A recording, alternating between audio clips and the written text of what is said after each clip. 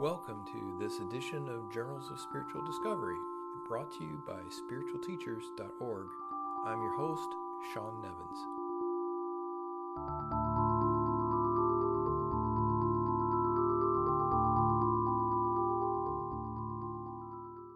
Hello, and welcome to this edition of the Journals of Spiritual Discovery podcast. I just want to mention a couple of items before we begin the interview. One is that at the end of this month, on September the 30th, the TAT Foundation is having a one-day virtual retreat. The title of that is pretty intriguing. It's called Pretty Lies or Ugly Truths, Fighting Rationalization on the Spiritual Path. There are two primary speakers at that event. One is Bob Sergel, who you're probably familiar with if you've been to any of the TAT events. And the other is Mary Song. She hasn't spoken at TAT before, but she's been very involved with Joel Morwood at the Center for Sacred Sciences. So I'll be very curious to hear what Mary has to say. Now, there's more than just speakers at this retreat. There will also be some participatory exercises and some breakout groups. So again, that's coming at the end of this month, and you can find out more at tatfoundation.org. If you go to that homepage, you'll see a banner there, and that will give you more info on that event. And then the other thing that I wanted to mention is that the TAT Foundation Press has just published an expanded edition of Bob Harwood's book, Pouring Concrete. I haven't had Bob on the show, but I should. I got a chance to read most of his book, and it's definitely an intriguing story worth checking out. You can get the paperback or the Kindle version on Amazon, or if you have a different favorite bookstore, you can order it as well. Again, that's Pouring Concrete by Bob Harwood, the expanded edition, and it's just been published by the TAT Foundation Press. Now, for this episode, my guest is Shawn Pethel. I've known Shawn for a number of years, and I always enjoy when I get a chance to speak with him at a TAT event. That's primarily where you'll find him. You'll also see him occasionally on Zoom events at some of the local TAT groups. He'll show up there. He's definitely a person who, if you get a chance, he's worth talking with, worth asking questions of. I really appreciate the insights and the unique perspective that he brings to the spiritual path. I prefaced or introduced the summary of this episode with the question, what happens when you take the rigor of a physicist and combine that with the earnest desire of a seeker of enlightenment? So to get an answer to that, please enjoy this episode. Well, thank you, Shawn, for agreeing to be a guest. I really appreciate your time today. No problem. Yeah, I know. I couldn't help but laugh when I guess I emailed you a couple of weeks ago and realized that we had planned to do an interview in 2020, and somehow it never happened. So here we are almost 3 years later, actually. Yeah, I remembered we had talked about it, but then I forgot I thought maybe you had sent me something and then I forgot. So I just didn't say anything because I thought I messed up somehow. So, I ignored something you sent. But, 2 years later, nothing's changed. So it's not a problem. All right, good. I do want to say that from my perspective, it's always a treat when, for example, you come to a TAT meeting or on one of the TAT Foundation's virtual events. When you show up there, you're not a frequent presenter, but I think that what you have to say is really unique, and I think perhaps that stems in part from your scientific background. So I'm just really happy to have you here today. Cool. I do sometimes see myself as a little bit of a contrarian, and I don't mind being that at all. So especially if I think that, we're in an echo chamber always.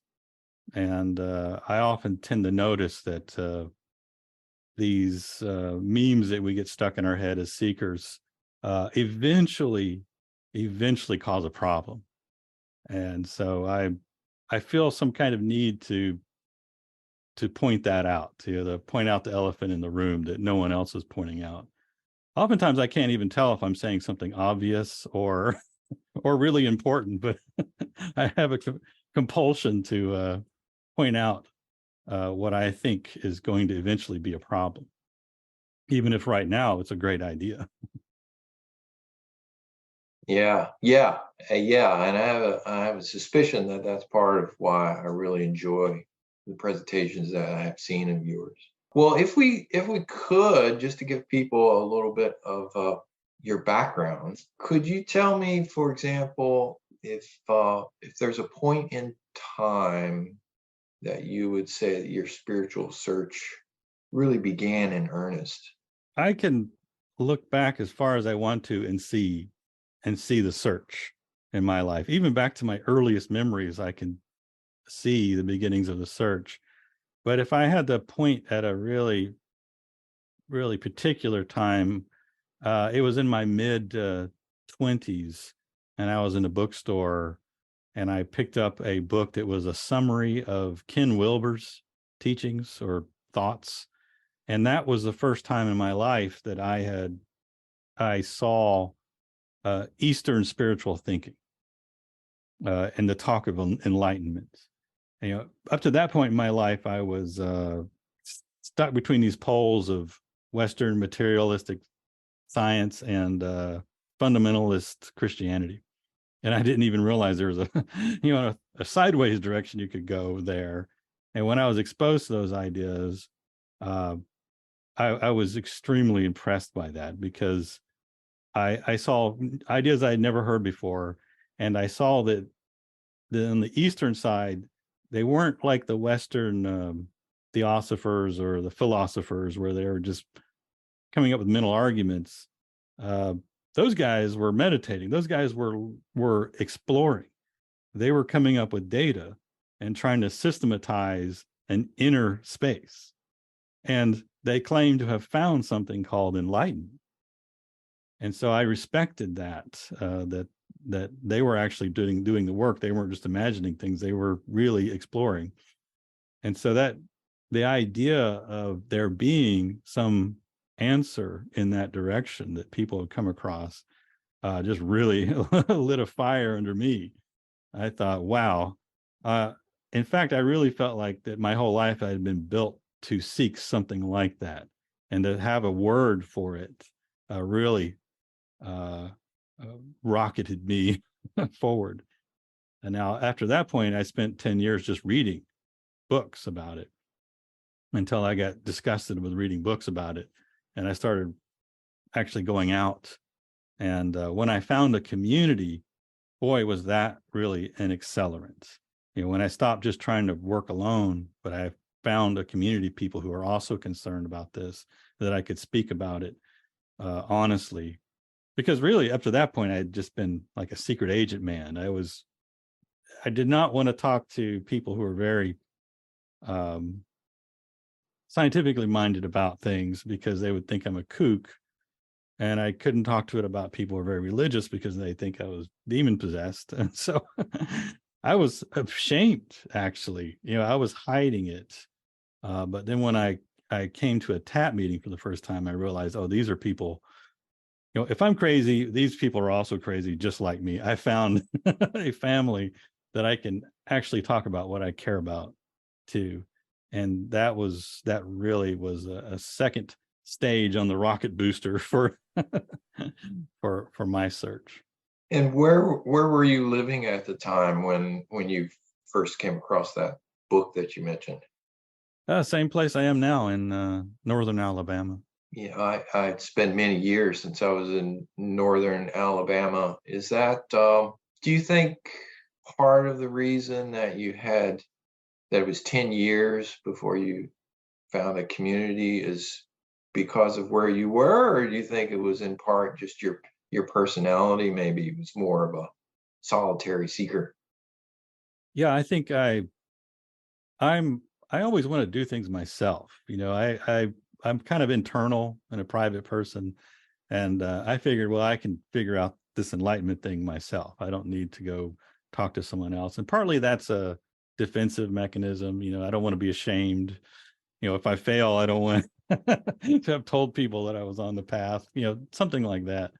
But and I also thought, and I hear this from a lot of other people, that, well, there's nobody else in my area who cares about this at all. There's no way to contact anyone in my area.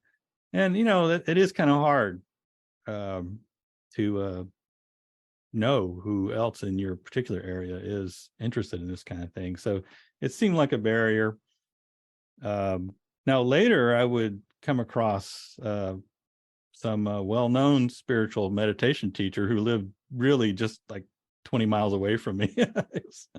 I was quite shocked to learn that. And he showed up just at the right time that I needed someone like that. But that came after I had ventured forth and started attending meetings. I would drive 10, 11 hours up to West Virginia, where the Truth and Transmission Foundation, that's where they would have their meetings. And and once I was there, I heard from these people lots of other resources. Once you start with any community, you can branch out from there. So partly just me making excuses, and it was really just me really making a concerted effort to get out there. Can you say more about the difference between that 10 years of reading, and I can imagine that you were pretty diligent in your studies. The difference between that and meeting other people, what are more of the specifics about what you gleaned from meeting a group of people? We all, at least I do, I have this internal narrative where I'm kind of like on a stage in my own head, lecturing myself, trying to figure out what's going on, trying to solve problems, trying to digest what I've read. And it's amazing how good that can sound in your own head versus when you try to explain it to someone else, and then how stupid it sounds, how many holes there are in what you're thinking about when you actually have to articulate yourself to somebody else. And I also found that when I get around people who are being honest and very open, wow, does that help me get very honest and open with myself. It's like I need an example of somebody doing that. That's really helpful. So, having someone to actually give you feedback and say, well, what do you mean by that? And, what does that mean? And to also hear people and see people who are seeking and their level of intensity and the sort of questions they're asking. That was just tremendously helpful, because after the end of 10 years of reading, I was like, what do I do now?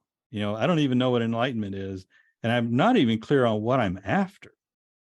And so when I got around people who had been serious seekers for years, I got to hear how they made that journey. And I would think, they would talk about what they're after, and then I would try that on for size myself and say, is that what I'm after?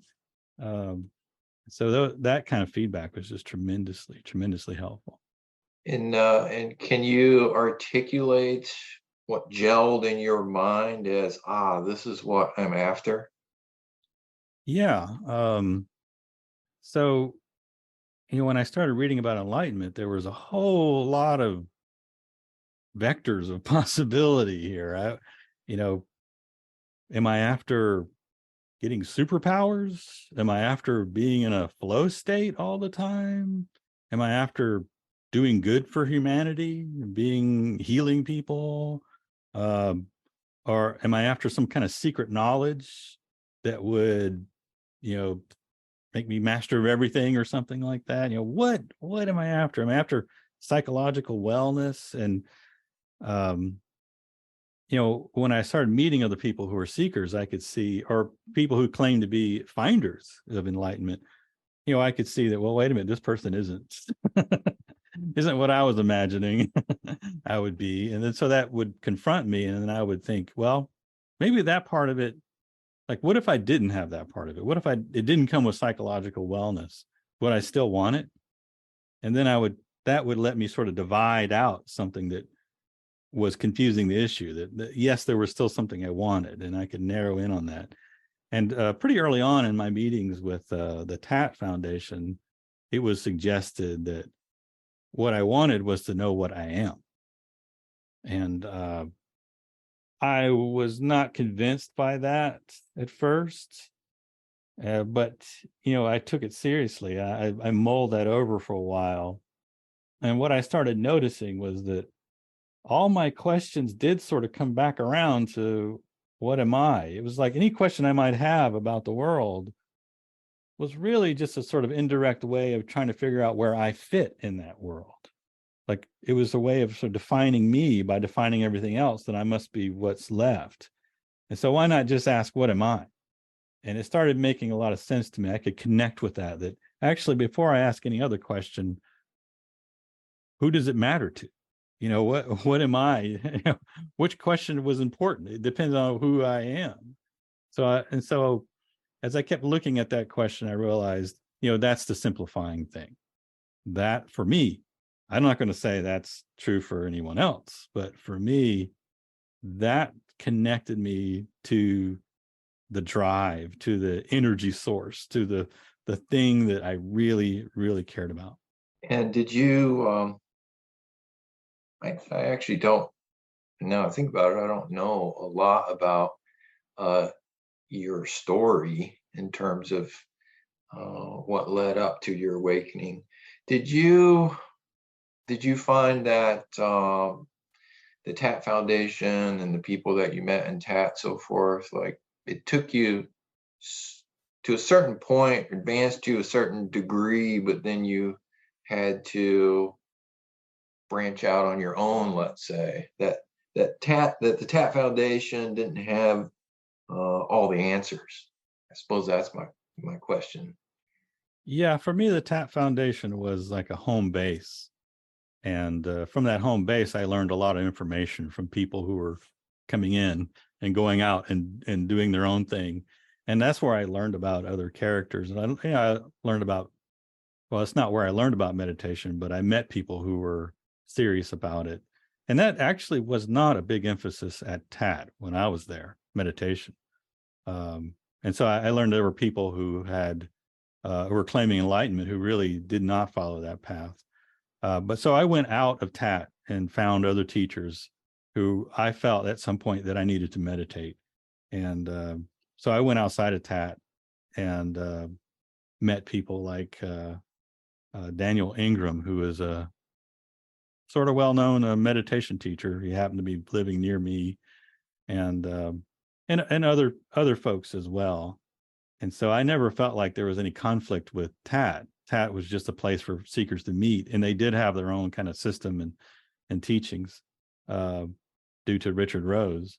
But I found that I was connected with what I needed, and so if my interest follows some other direction, that's what I did. And I would say most of my meditation practice was not really inspired by TAT, but was a parallel line of investigation. And how would you describe your meditation practice? So, I just said that it wasn't inspired by TAT, but now that I'm remembering very early on in TAT, I was exposed to the idea that if you can see something, then you must be outside of it. Like, can you see something and be it at the same time? And to me, this was a very useful concept. I could really grab onto that. I could look at things inwardly and say, well, I'm looking at that, so there must be at least some other part of me that's doing the looking. That other part might be entirely separate. And so that led to a sort of a homegrown meditation for myself, in which I would just look inward and notice that I was seeing things and feel that difference, that of seeing things versus being things. And so when I got into meditation, it was one of the forms that I spent a lot of time with was Vipassana, an insight meditation, which that is one of the three so-called characteristics that you're supposed to be noticing during your meditation. You're supposed to notice what's going on non-judgmentally, but you are supposed to ask yourself, is that me? Is that permanent? Is that satisfactory? And so that aspect of the not me thing I learned from Tat, and that was really that made a lot of sense to me. That was one of my major tools when I went into meditation. uh, I really went crazy on that on that aspect of it. And when you say you went crazy on it, do you mean that you were meditating 5 hours a day, or was it the intensity? What does that mean? Yeah, so I could get very intense with it. I started out just really having a phobia about meditation, not really wanting to do it. So I started out with just a few minutes at a time. But when I saw that, oh, I can look at, there is stuff going on inside, there's data to be collected here. I can apply this principle of, if I can see it, is it me, to it. I began to realize, oh, this is getting me somewhere. And so my meditation practice grew. But to maybe like 20 minutes a day kind of thing.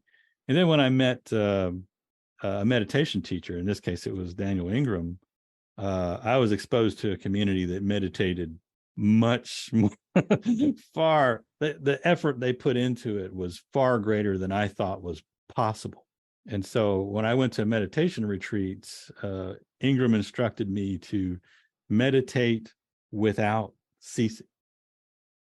That is, when, all day long and every moment that you can, you are observing what's going on. And I didn't know if that was really possible. And he would be very strict about it. As you're pacing, as you're walking meditation, be careful that when you turn to go the other direction, you don't lose focus of your meditation, kind of thing. So interestingly, I found that was possible. So I did retreats doing that kind of thing. And at home, I would have a daily practice of 20 minutes, 30 minutes, something like that. And then I tried to also bring it into my daily life. Like when I would notice things like anxiety or something like that would pop up, I would say, oh, I just saw that. Is that me, or is that extra to me? And then quite out of my control, the intensity of that started ramping up to where I would come home sometimes and I would just lay on the bed for an hour or two just doing that. And that's because I was looking at something that I could see is where the problem lay, where my issue was. And so I got very intense on that. I think that may not be common, though. When I talk to people about meditation, I don't get a lot of feedback that sounds like my experience. So I have some suspicion about why that might be. But, meditation, I just want to say to your audience, don't think you have to be a maniac like me. It's something that you should probably explore, but don't set some kind of crazy standard for yourself. You should look into it because it's helping you get forwards, helping you address a question that you have, not because someone said you should do it. And if the energy isn't there to do it, I think there's a harm in saying, you know what, I'm going to meditate 2 hours a day or 1 hour a day for the next year. And then you find that a week into it, you just can't keep it up. And then you beat yourself up for not doing that. You should be meditating because you're getting something out of it. And if you're not, then, I think you need to be looking at what is it that you want? And do you need to be doing something else? So, yeah, I want to put that caveat in there. I meditated like crazy. And the spiritual literature is full of people who meditated at heroic levels, but there are also people who really didn't put much stock in that at all. So, and got somewhere with it. And I believe you mentioned progress, seeing progress in your meditation. What did progress look like? So what it looked like for me was, I was wondering, like, what am I? And so let's put my attention on what am I? And what do I think I am? Can I look at this in meditation? Can I find something in me that I think is me and then just look at it? And now I noticed what would happen is that I would have some sort of fuzzy blob that's me. And as I just kept looking at it, I would notice that the fuzzy blob had parts to it, that it was some moving parts in there. And some of those parts really weren't me in any important way. And so then I could sort of divide off that part and then look at the rest of it. And then that thing would resolve after time. It's kind of like if you walk into a dark room and you don't see anything, but if you just stand there for long enough, the outlines of things start to come in view. And that's what would happen is I would look at whatever I thought I was, that, new pieces of it would show up. And then I could look in on that. And I was really just following what was being given to me. And so it made a whole lot of sense in my mind to say, that's progress. That's getting me where I'm interested. That is where my interest is, and I'm moving in that direction. So the idea of progress was useful to me. Did anything like Nisargadatta's idea of I am, was that a part of your meditation? Does that Yeah, I was connect very with you? impressed by Nisargadatta, by his book, I Am That. And I think I only read like the first 7 chapters or something like that. But I was very impressed by his very pragmatic attitude and his simple assertion to just look at the I am. And I really didn't understand. I wasn't sure what he meant by the I am, and I won't vouch that I know what he meant by it. But to me, it was just very simple. What do I think I am? Where I must have some sense of me. Where is it? Can we look at it? And first for me, that was just I just sort of did a body scan. I said, where in my body am I? And I was able to locate a spot that was kind of golf ball size right behind my eyes. That kind of felt like that's me. And so I spent about a month just sitting with that, looking at it. And then after a month, I was like, well, it's a feeling. It's not interesting. And I just went on and did other things. But then over time, especially when I caught on to this, if I can see it, it's not me kind of thing, I went back to it. And that it evolved from there.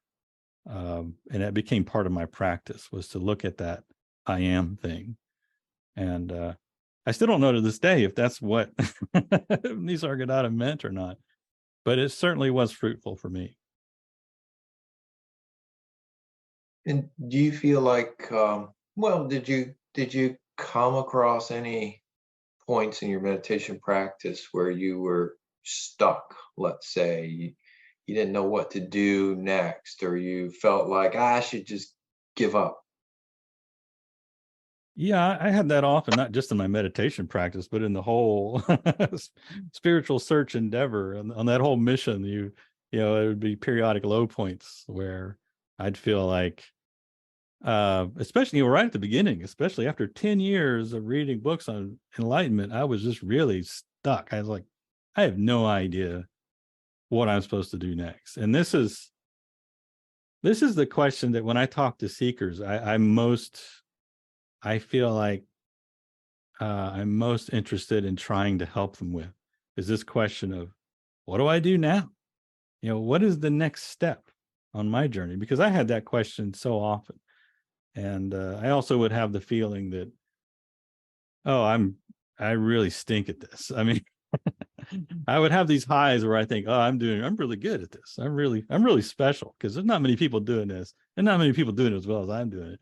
And then I would crash and say, well, I'm fooling myself. What's going on here? This is a fantasy.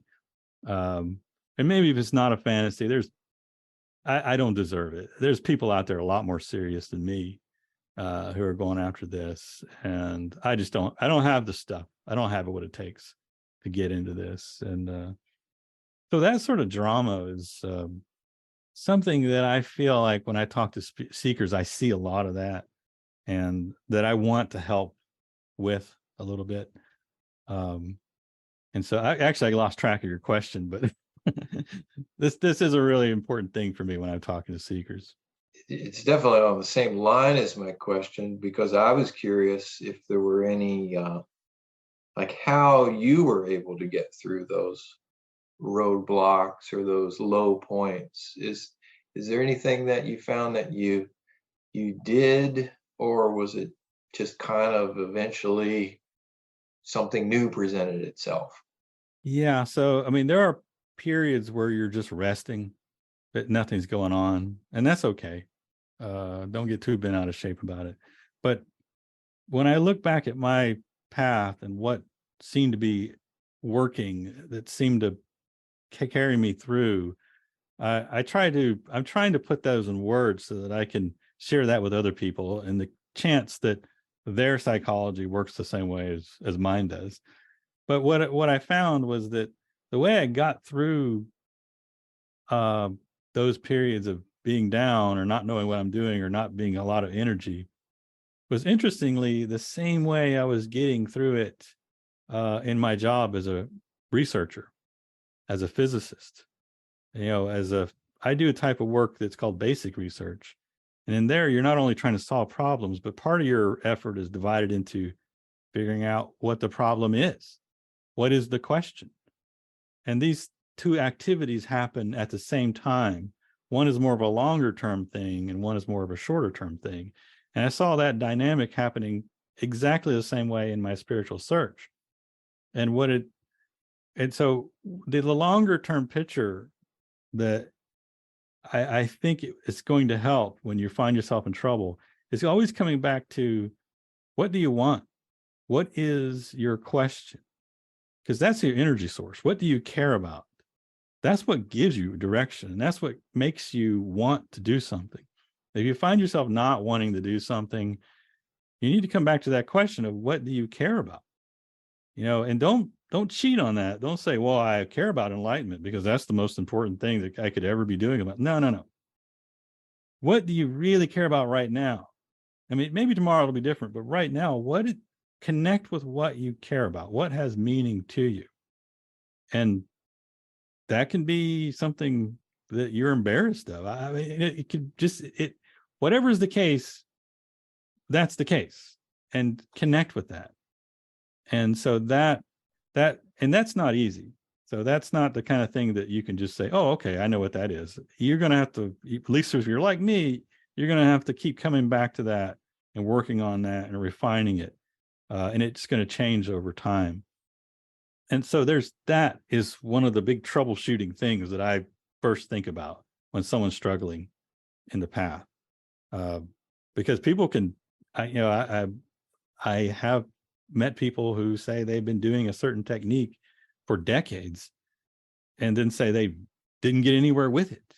Well, that tells me that, they weren't critically examining what they wanted, because they were just believing someone else when they needed to believe. They need to connect with what's going on inside of them. So that's a longer term thing that's really not that easy to do, but it's well worth it. And then on the short term, there's like, what do I do right now? Like, maybe you have some energy, or you feel like you're stuck, or like, what am I going to do right now, this very moment?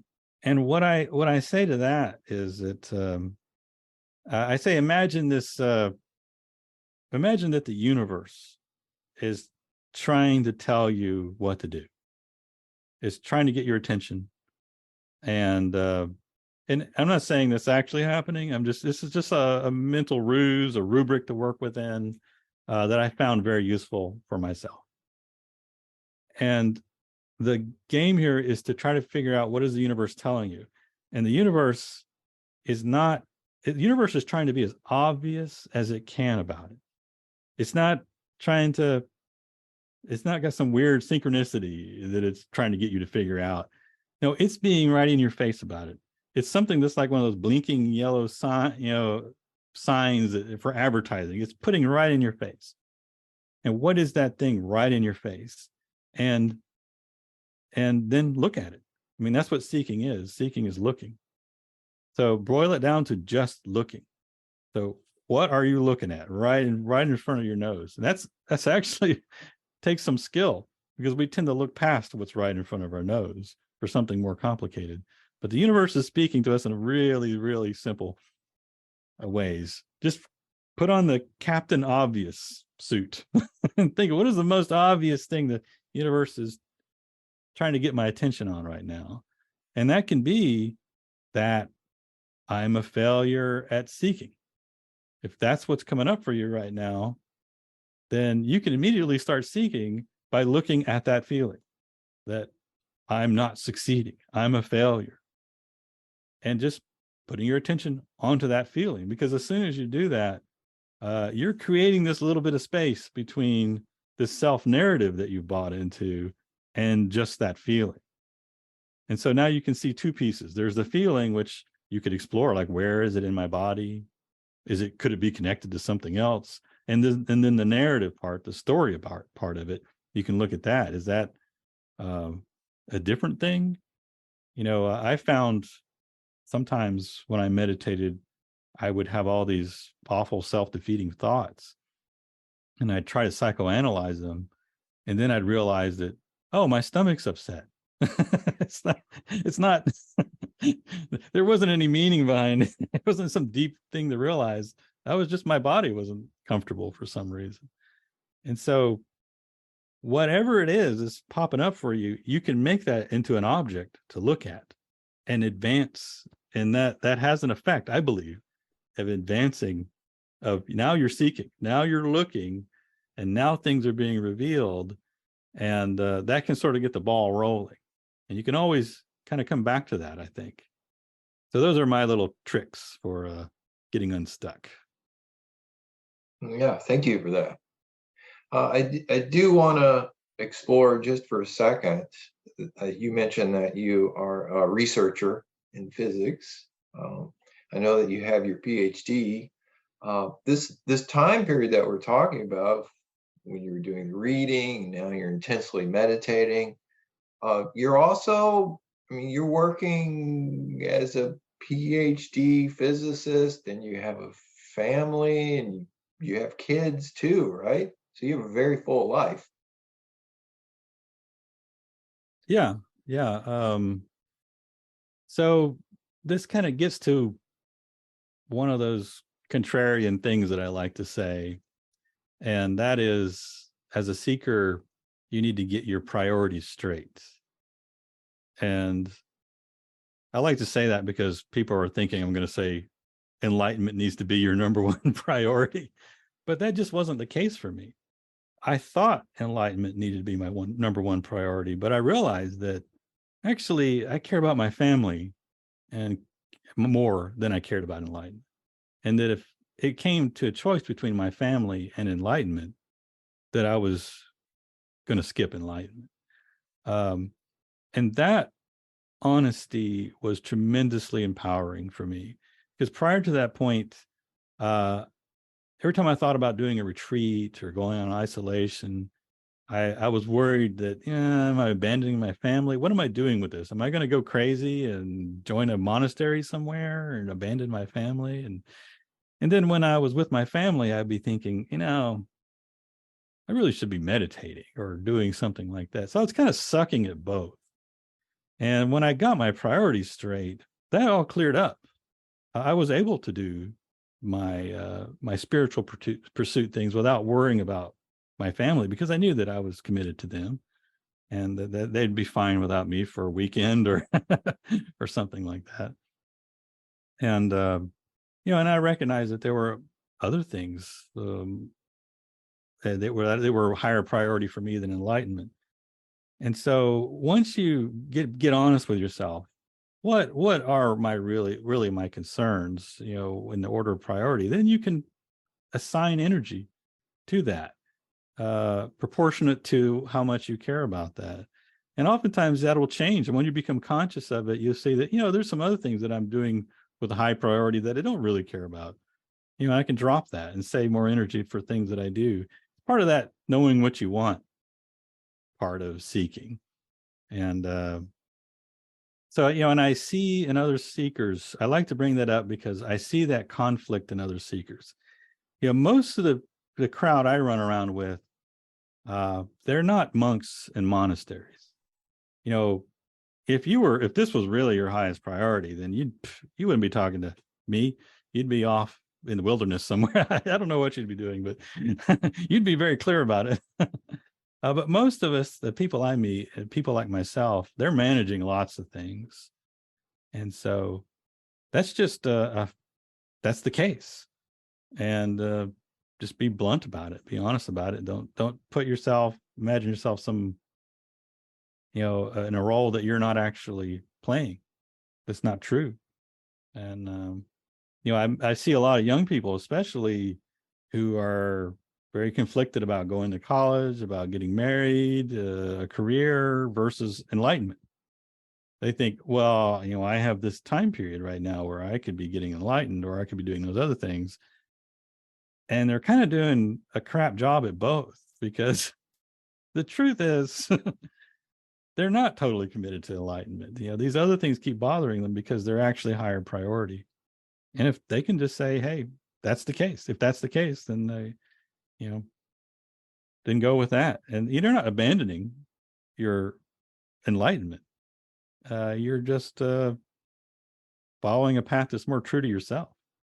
For your meditation practice, you talked about how you were having these periods of great intensity.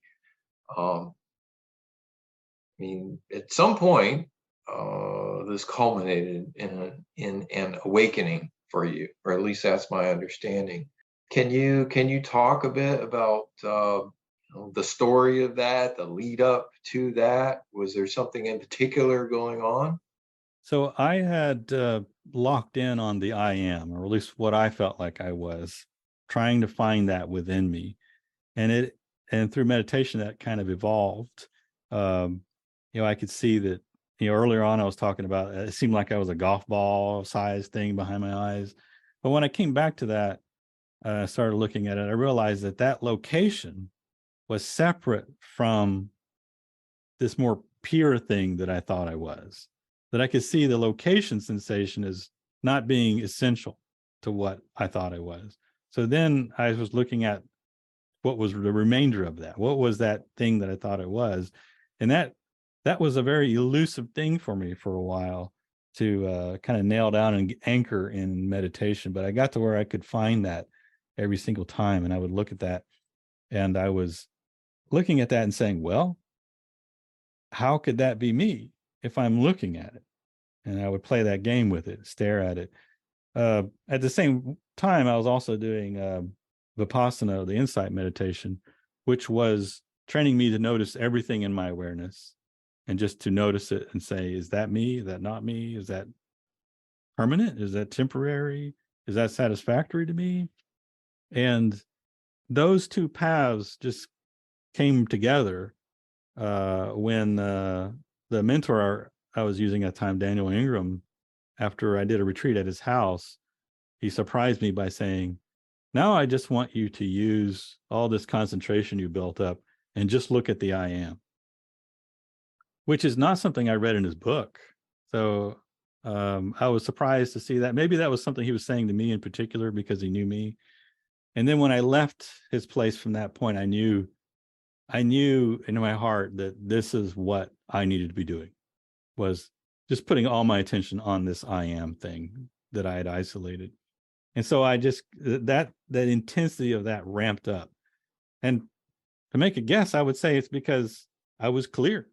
I was clear that this is where I had to be looking. This is the door I needed to be knocking on.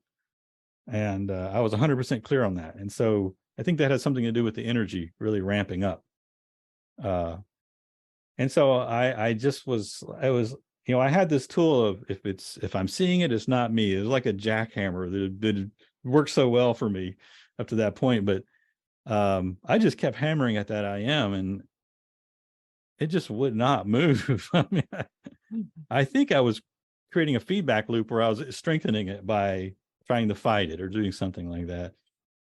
And then what happened was spontaneously one day, I just said, I'm just going to rest in the I am. If this thing is so strong, if this is some kind of foundational thing that I can't jackhammer through, then maybe I can just rest on it and let it worry about being me. And I'll just sit in meditation and put my attention on it. And the feeling was surrendering to it, to rest in it. Now, that just happened spontaneously. And later, my mind concocted some story about why I decided to do that. But that's what happened. And then I remembered that reading in Nisargadatta's book that he said that meditating on the I am was pleasant. And up to that point, it was never pleasant for me. It was, this was a battle. I mean, this was, an expedition, And so I realized, oh, maybe this is what Nisargadatta meant. So I would just rest in the I am, and I would get really, really still, and nothing happened. I just rested in the I am for a long time. Nothing happened, and I was okay with nothing happening. I just knew that I needed to be there doing that, and it was pleasant enough, so it wasn't a burden. But then one day I was talking to a fellow on the phone about it. And then that I am just vanished. It just like popped like a balloon and disappeared. And boy, was I astonished by that. And so I felt ecstatic about it. I was ecstatic about it for a week or so. But then I started asking myself, okay, so what am I then? If this I am thing is gone, what am I? What do I think I am? And the answer that I found was that I felt like I was just the awareness, some kind of pure awareness of things. I was the field of awareness. And, but, and I might throw in as an aside here, I went back to look for the I am. I thought, I'm really good at locking in on the I am. Is this really gone? And what happened is that I found it again. What I found that had changed, though, was that before, of all the experiences I'm having, that experience of I am was somehow put on a huge pedestal. And I was thinking it was special. But when it disappeared, what actually happened was that it no longer was special. It was just back down into the noise of other experiences. So it didn't actually disappear. It just wasn't important anymore. But then the question is, what am I now? If the I am was just a feeling, and it's not something that I think that I am anymore, it's not giving me a problem anymore. What is it I'm left with? And so that was the awareness thing. And I hear a lot of other teachers talk about being the awareness. And I think I know what they're talking about because I went through that phase. The part that I'm not sure about is that I went past something like that. And when I hear other people talk about it, I don't know if they're meaning the same thing I'm meaning, or if, their minds just weren't so nitpicky as mine, because I started asking, I started being suspicious of this awareness, because what does it mean to say that I'm the awareness, but there are objects in awareness? It's like, am I not also the objects that are in awareness? Or is the awareness different from the objects? So I'm back to a dichotomy of, am I this or that or both or neither? What's going on? I was not at peace about it. I realized being the awareness is not going to cut it for me. But I didn't know what to do about it. I didn't know what to meditate on other than just to keep looking at that problem. But really, I was quite stumped. I didn't really have a clue as to what to do about this thing, the situation I was in. But then spontaneously, I think it was about a month later, I woke up one morning, and I tell the story that I was actually having to be in Walmart, uh, and I just happened to notice that, I'm pushing a cart around Walmart, and I just happened to notice that I don't have a problem anymore. The problems are gone. I'm not worried about it at all. And I think what happened was that something happened while I was asleep that night, probably early in the morning, because I had many realizations while I slept, and I'd wake up with them and I'd have to backtrack and figure out what happened. And I think this is one of those things. And so I asked myself, wait a minute. I was all concerned about, am I the awareness, the objects in the awareness? What's going on here? What happened to that problem? And when I put my attention on that, my reaction was to laugh. It looked hilarious to me. It looked silly. The whole idea. What I could see was that my mind was inventing this dichotomy, this story of an awareness and objects in the awareness. And it was creating a drama about it. And it was, and in fact, everything I ever thought was a part of a narrative with characters, where what has been split into different actors that have relationships that evolve and create paradoxes because they're both true and not true. And that's what was going on the whole time. And once my mind could see that it had no capacity to comprehend what is. So I use the word what is just as a filler, because it's not something that can be spoken of, because speaking of and ideas and feelings and all these things they're part of what is, but they're not it. As a seeker, we're kind of trapped on this plane of ideas and feelings and emotions, and we're searching around in that plane for what is, for the truth with a capital T, for the absolute with a capital A. And the truth, what is bigger than that. It can't be expressed that way completely. And so that's what my mind saw that morning, was that it could never approach this thing of what is. And it just let it go. And when I stopped trying to substitute what is with some paltry idea of what is, or storyline, or a ephemeral mood or something like that, then it was more than obvious. It was more than self-obvious. What is it can't be captured by the mind's entrapment of it, or some little sock puppet theater that we create a narrative about it. And then my mind was instantly completely disinterested in it. It and I was left completely satisfied by the result. And here it's 8 years later, I'm still completely satisfied with what happened then. And I call that my enlightenment experience. I'm not 100% sure that everyone else who's talked about enlightenment is exactly talking about the same thing I am. But for me, that was 100% satisfying experience. And it remains that way today. And the other thing that happened was that I remember this quite vividly, because up to that point, I had thought of myself as being someone who's very articulate, who's very good at explaining complex things to people who aren't trained and different. I do that as part of my job, actually. And I really had this ego about, when I get enlightened, stand back, all these other guys who are running around in circles saying ridiculous things. I'm going to make it clear for everybody. I'm going to spill the beans, and I'm really good at that. But the amazing thing that really surprised me at that moment was that I instantly lost interest in doing that. I actually said to myself at the time, I'm never going to talk about this again.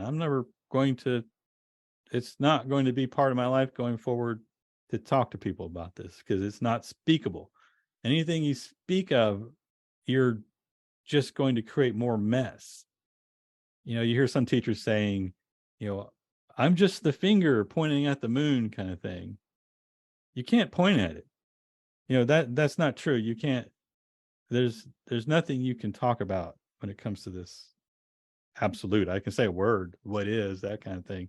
But anytime you try to use that word, you're going to mess it up. And so that was so profoundly clear to me that I felt like, nope, I'm not going to engage in that. There's plenty of spiritual teachers out there failing brilliantly to do this. I don't need to be trying to be another one. So obviously I changed my mind to some extent on that, though. Well, first, thank you. There's a lot in what you in what you just said, and I really appreciate the way that you said it.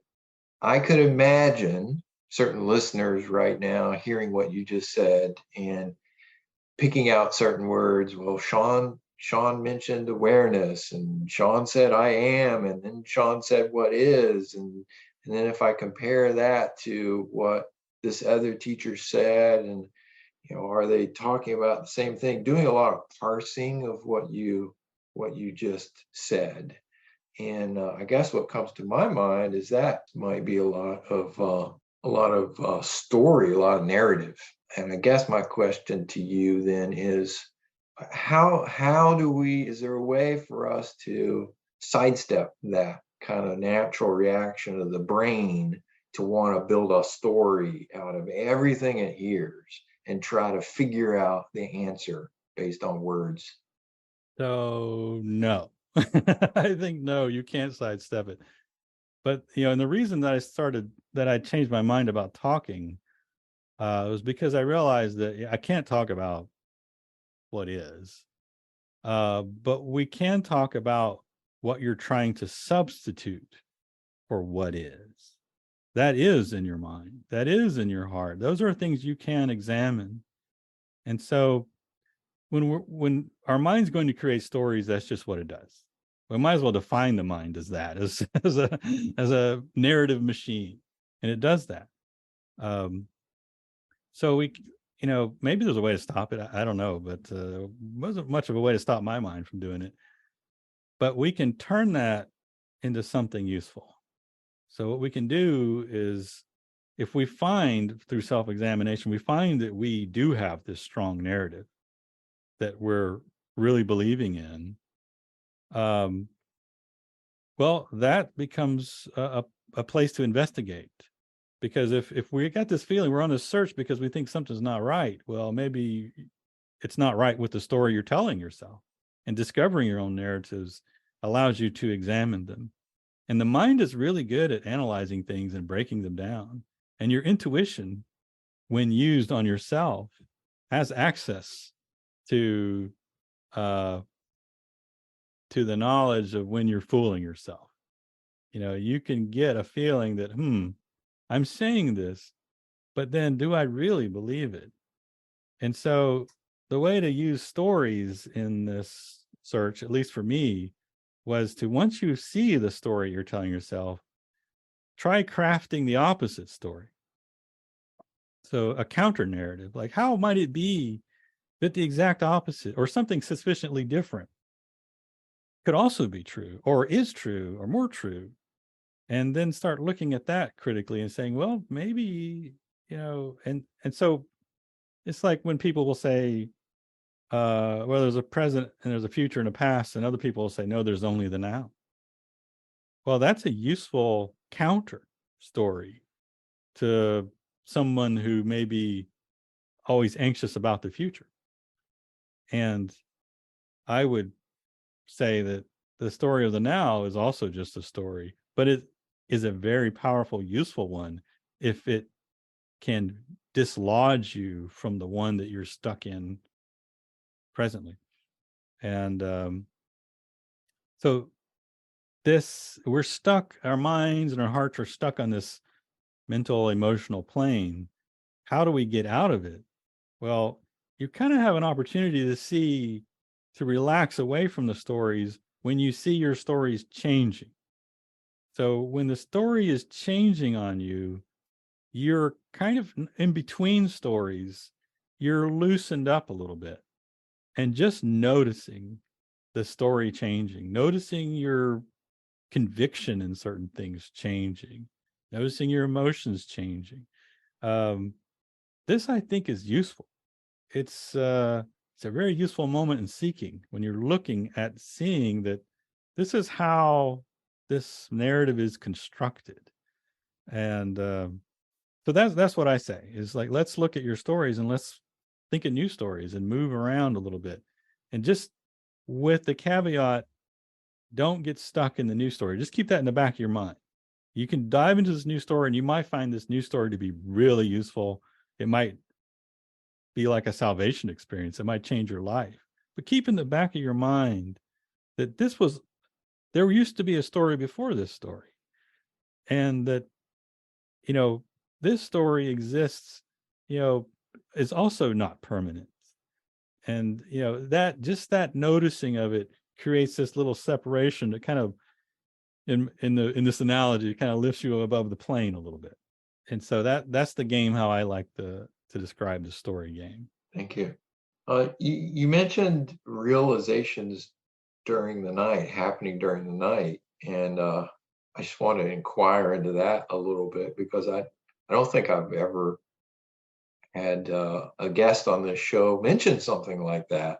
Is that was that just random occurrences? Do you feel like the brain does? I mean, you must think that the brain is working on problems during the night unconsciously. Is there any way that we can cultivate that or use that to our advantage? Yeah, so that was very common for me at work, doing research in the spiritual, anything I was interested in. As I was going to sleep that night, I'd be thinking about it. If I'm thinking about it with a high enough intensity, my mind continues to think about it while it's sleeping, and I dream about it and sometimes become lucid in my dreams. And then when I would become lucid in my dreams, I could really go after something. I could say, where's my body? Where is my mind? If the mind's creating this dream, then I'm looking at the mind. Where am I then? So that I found seeking while lucid dreaming to be very useful. You just blew my mind because I think you just said that you were seeking while you were lucid dreaming. Yes. That's incredible. So I don't know if I think this is not common because I don't meet many, like you said, I don't meet many people who resonate with that. But I think most people do believe in the idea that if something's bothering you when you go to bed, you wake up in the morning and you kind of have things sorted out a little bit of clarity. And so that's very powerful.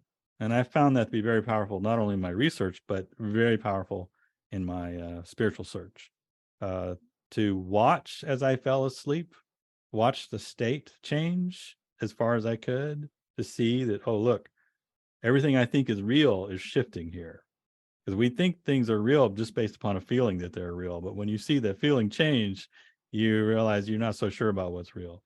So watching yourself fall asleep with some thought on your mind, can sometimes lead you to wake up with something kind of sorted out in the morning.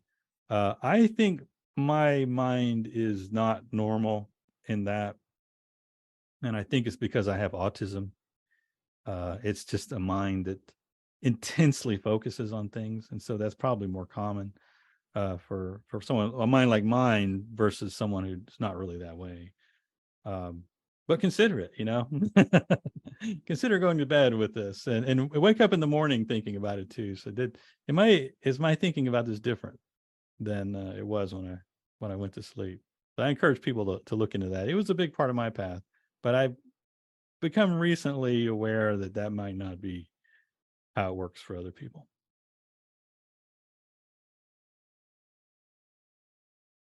I mean, you definitely you paint the picture of somebody who was very intense about the search and very dogged in the search. Somewhere I believe I heard you mention about effort and effortlessness. Like there's certainly seekers get the idea that all this effort that I'm applying, that maybe that's a problem. And if I could just approach this work effortlessly, that would be a superior way. But that's not, you consider that a false dilemma. Is that correct? This effort versus effortlessness. So, yeah, I think I'm a proponent of trying different techniques, especially techniques that are contradictory to one another. So I'm a big proponent of trying effortlessness. If you find yourself a person who is very caught up in effort and being very self-judgmental about that effort not being good enough and beating yourself up about it, that's a sign that you probably be taking that effort model too seriously. And it might be good to try to understand what would an effortless model be. It's just a different mode of seeking. You don't have to say, no, this is the absolute truth and this other way is complete doomsday. You'll never get out of the trap doing that. That's not necessary to think any of those thoughts. I'm just very pragmatic. There's not a dilemma here. You can use both methods. And when you're using one method, to avoid certain things. And and so you just honor that method while you're using it and see what that means to you. I found it very useful. So I didn't use a whole lot of the effortlessness at first, but I did find it very interesting that it allows you to look at the control issue, the free will issue. And this is usually at the heart of people feeling like, they are self, is that they make decisions and they control things. And the effortlessness allows you to look at that from a different angle. Like, what am I actually controlling? And some people think, probably because of the name, that effortless means that there's nothing happening. There's no energy put into it. But you'll find that energy arises and the willpower to do something arises and effort arises. So it's not exactly effortlessness, but it's one in which you don't have to be assigning so much credit and blame for. It just arises. And so if you hear a person like me who comes across as being super intense, you've got your own effort level, whatever it is. And if you're beating yourself up for it not being what you think it should be, well, then you're kind of using up your energy in something that might not be taking you in a direction you care about. So just go with the effort level that you have and watch the effort level, and don't necessarily consider that it might not be up to you. And so size your activity to the effort level you have, and it might drastically increase, it might disappear from you. Just keep track of it and act in a way that's in accordance with it. And so I don't see the whole effort versus effortlessness thing as a real opposite camps, that one's got to be right and the other's not. They're just different techniques that you can use both of them. And I encourage, I felt like for me, it really helped to switch between different techniques because, you get using a technique and at first, a lot of interesting things are happening. And then you kind of run out of steam and you feel like you hit a wall. And then you start thinking about other things you might be doing. And, I found it was pretty useful to switch to an opposite technique. And you'll find that, the time you took off from that, something happened in the background. You understood something more and you go further with it. So this back and forth kind of thing, I think is, pretty useful, as long as we don't get into any kind of narrative of dilemmas, or incompatibility of spiritual approaches. It's interesting to me in that I suppose just I have a quick reaction when I think about scientists.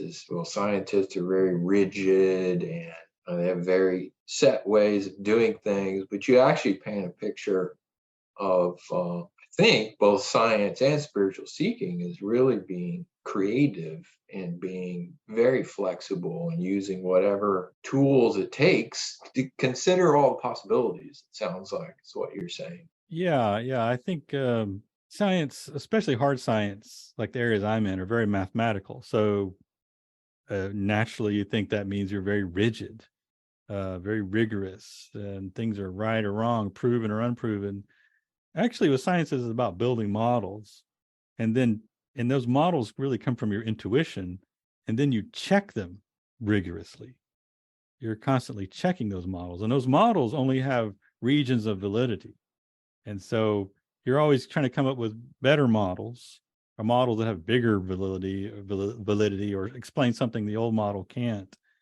And so that's a lot of creative process that's in there. So for me, my job often looks like is me in front of a whiteboard and a colleague or two, and I'm just trying to pose a problem.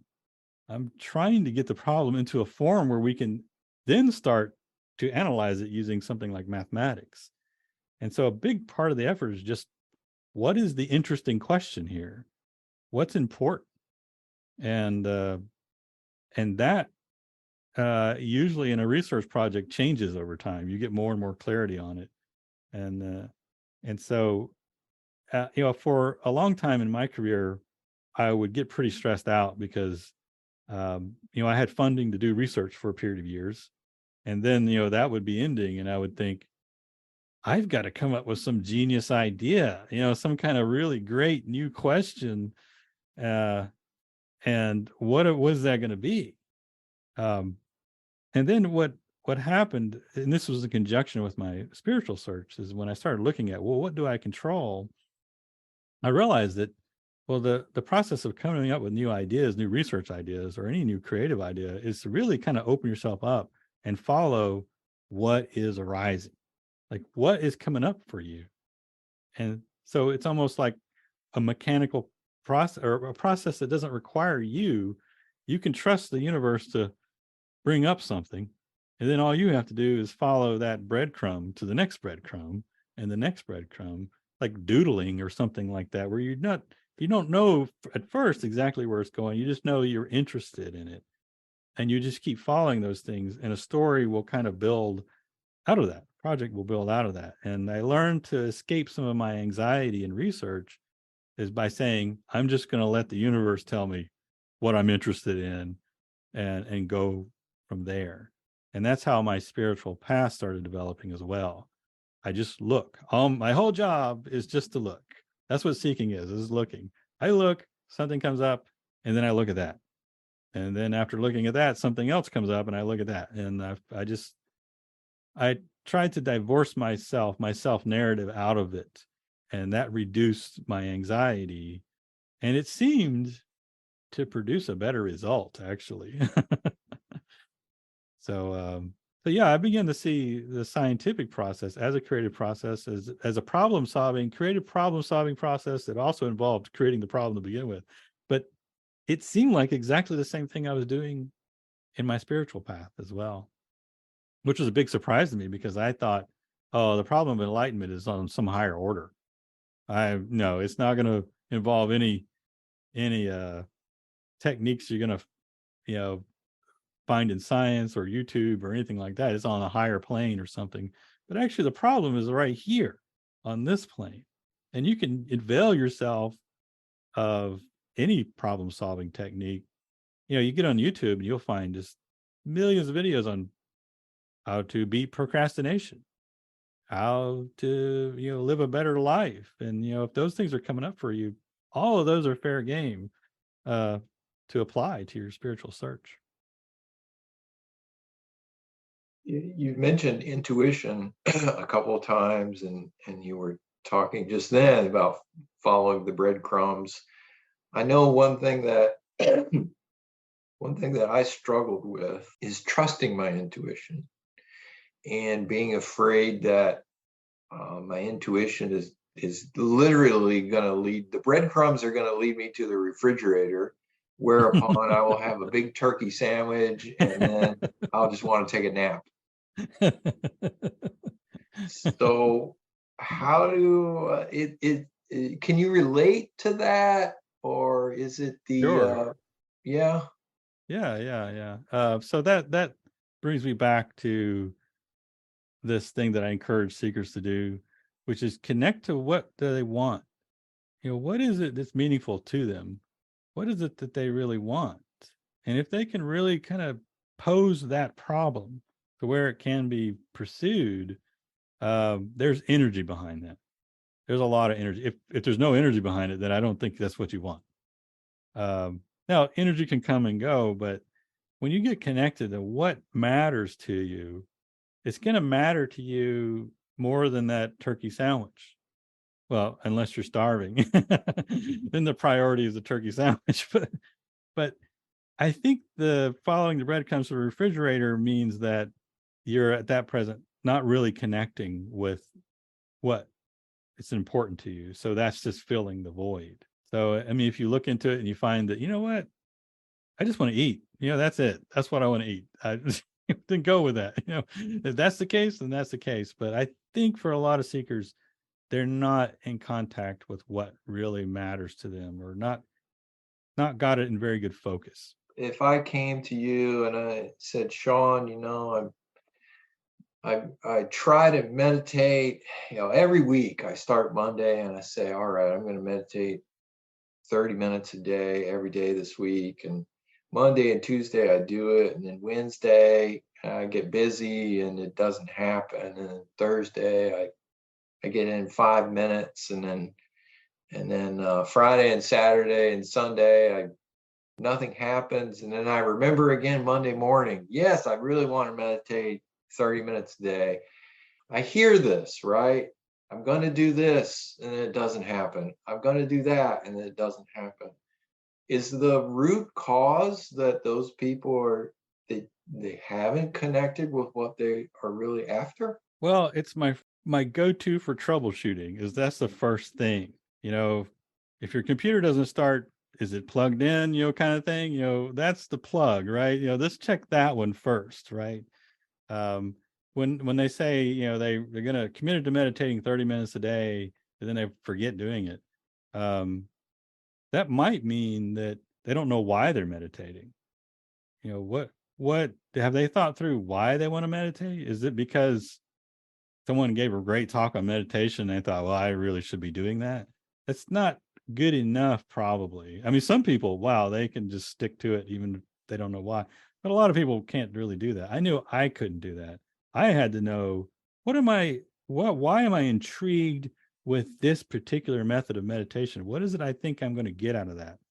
And when I meditate, when I employ that practice, I'm trying to, am I getting what I thought I was getting out of it? Or am I misunderstanding the point of this? And so that engagement keeps me interested. And, after a while, if this doesn't seem to be getting me where I wanted to go, then throw it away. Don't spend another moment on it.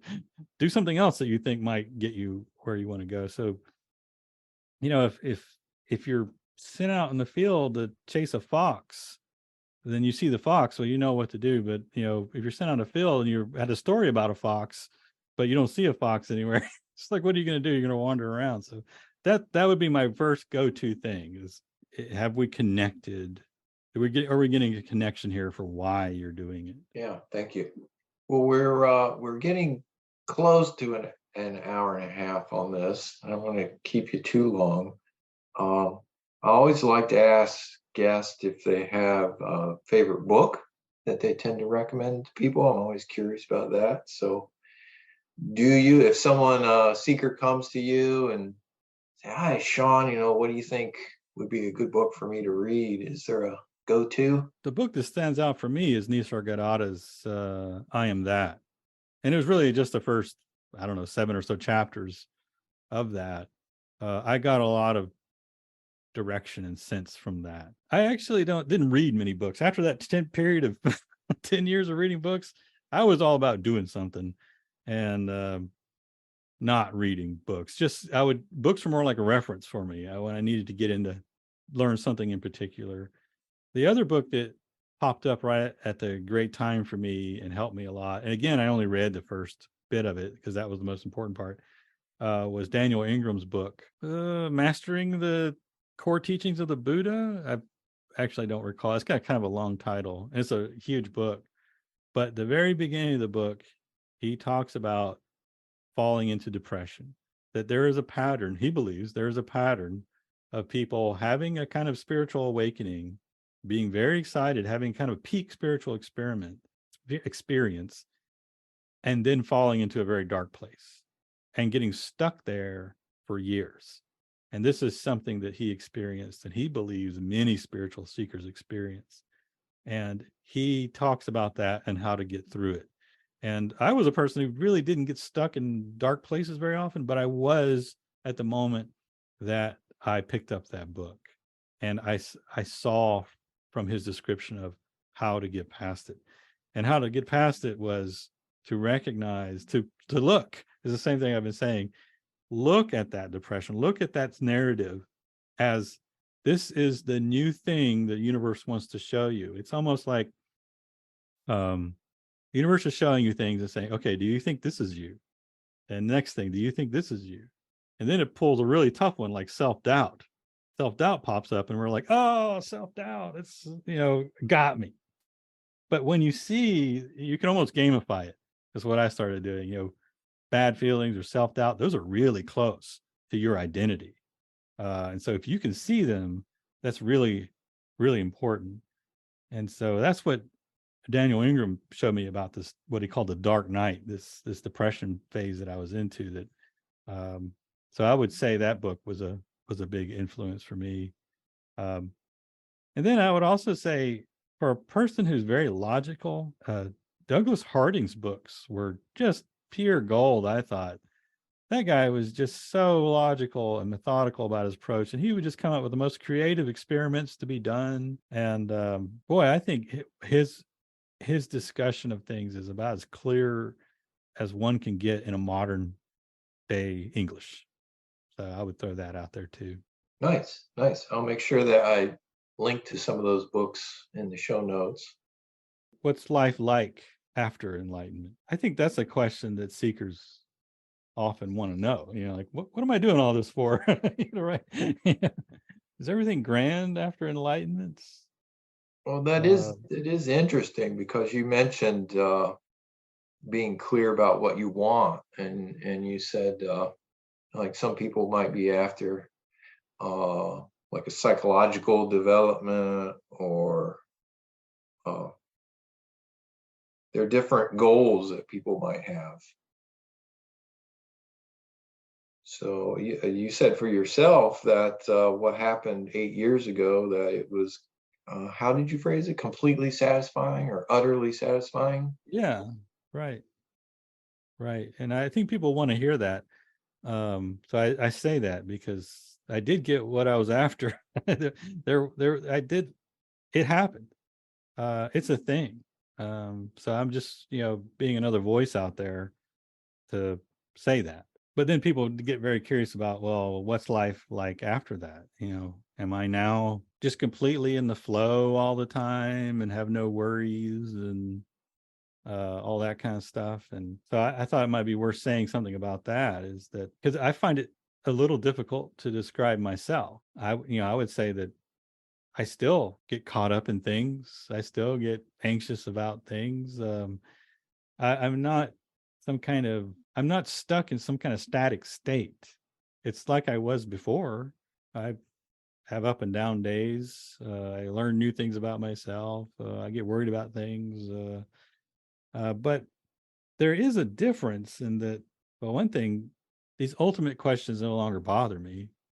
I just feel clear about them. And these daily questions that could pop up all the time that I can get invested in, like ideologies or religions or financial advice or whatever it is, they just don't have the existential stickiness to them that they used to. Like, I don't feel that core existential angst that people talk about, if I'm interpreting it the right way, that I did before. Before, a lot of stuff I thought about, I felt like I'm on a time limit here. I've got to figure this out before I die. This is important.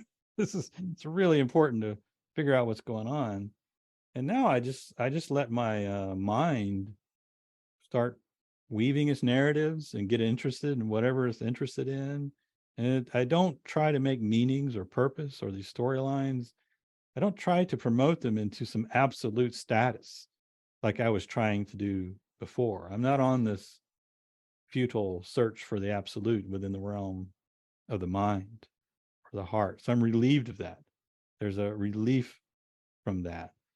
And I'm more connected now with my daily life. And there's a question here about relationships and with relationships to the world than I was before when I was seeking. When I was seeking, that's all an illusion, right? I'm supposed to be figuring out the truth. But what's illusion and what's real? That's just another narrative, another false dichotomy in a way. I find that now I'm more connected. Things are, in some sense, more meaningful to me now than they were before. Before, if something meaningful came up for me, I would say, "Is that really meaningful? Should I really bother with that? How could it be more meaningful than understanding what's truly going on at the absolute level? At the absolute level, nothing has meaning down here." And so I was not as connected with life while I was seeking as I feel that much more now. I can feel sad, more sad than I could before. just I just feel it more directly than I think that I felt it before. And so I'm freed from that angst, and I'm free to actually engage in whatever's going on at the moment, more than I was before.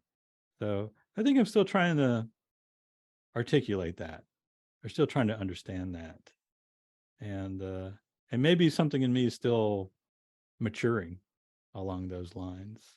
But yeah, I think it's an important question. And that's about the best I can do with it right now. It's quite the conundrum, because as soon as you, Shawn, start talking about yourself, then some people will say, "Oh, well, hold on a second. I thought he was awakened, and therefore there is no self. What is he talking about? With why does he even care, or why are those reactions still going on inside of him? That kind of thing." Those are very good questions, and I think seekers should be asking those questions. And I asked those questions when I first started meeting people who said they were enlightened. I met a guy who said he was enlightened, and it turns out like he was also big into old cars. And I thought, what would you care about old cars for? You're enlightened. You should be above all this kind of stuff. And I just started noticing all the enlightened people just kind of do what other people do and are interested in what other people are interested in. And I started wondering, so what am I trying to get to a state where I'm not interested in anything? Or I'm just sort of stuck in a snow globe or something, just like just frozen. What is it that I really want? So those kind of questions are really important for seekers not to shy away from, I think, because I've felt I didn't want to attack people for having interests, saying but I think if it's done, don't be nasty, but I think those are important questions I would encourage seekers to ask them of enlightened people. Thank you. Well, are there any other parting thoughts that you have? Anything that you feel that you really, really want to say that we haven't touched upon? I kind of think if I keep talking, I'll just start saying the same old stuff over again. So this probably is a good place to that I can let you go. Good. Yeah, as we were talking, I was thinking, I wish that we had some live questions going on. Yeah, I really like to get questions from seekers. That's more important, I feel like, than me theorizing about stuff or just talking about my own path. Trying to help a seeker figure out what to do next, because they have that answer. They have that answer in them. And I often like to say, I don't have a superpower that lets me look inside of you and figure out what you need to be doing. But you have that superpower. You have that superpower. You have the ability to look inside, and train your intuition on that, and use your mind to criticize yourself and dig in there and follow those breadcrumbs. And so I have this optimism that I could communicate that to people, even if I can't communicate the absolute to people, that I might be of some help in letting them discover for themselves what it is that's important to them. Yeah. If people want to reach out to you, could we leave your email, for example, in the on the show notes? How would somebody get in touch with you? I don't have students. I show up at TAT, like you said, kind of once a year when they invite me. I do Zoom meetings when people invite me, but I don't see myself as a teacher with students. So I rather not put out my information. People usually wind up contacting me because they know someone that I know. Ah, But I very much do enjoy meeting with seekers, but I don't think I want to put myself out there as a teacher and open up my doors to people to walk in and contact me, because I just don't seem to be that made of that. So yeah, I'm going to hopefully remain sort of elusive. I think it's what you said at the beginning. I'm a rare character that shows up every once in a while. I'm very happy to remain that. so people should keep an eye on TAT Foundation events, and if they see that you're showing up, make sure they go so they could ask you some questions. If they're that anxious, Yeah. yes, that is one way to do it. And while I'm there, I'm totally open to anyone talking to me about anything. That's the purpose of being there. Yeah, I've noticed that. I can't remember what meeting it was. I guess it was last year, maybe, where we were both at the meeting. And yeah, you're super engaged with people, and yeah, and obviously really want to help people. It was awesome to see. Yeah, I'm almost not like my normal self there, because my normal self, I'm very private and I stick to this. But at those meetings, there's clearly some kind of energy that I'm there 100% to try to help people, and I'll sit up all night. And I go to bed early, but I'll sit up to the wee hours of the morning talking with people, because that's why I'm there. And so that's probably the best way to interact with me. There's some of the TAT folks, like there's a fellow named Bill King who runs a Zoom meeting, and the people are from kind of all over the world there. And he invites me to host a Zoom meeting every few months. And so that seems to be something I'm open to, is doing Zoom meetings with groups. Yeah, especially if people are there to ask me questions, because that's that I think is the most valuable thing to do. So, well, I appreciate you reaching out to me, Shawn, and including me on your list of people worth speaking to. Absolutely, absolutely. It's been fun. Thank you for listening to this edition of Journals of Spiritual Discovery. I'm your host, Shawn Nevins. For more information about today's guest, as well as more interviews, books, and other resources, go to spiritualteachers.org. That's spiritualteachers.org.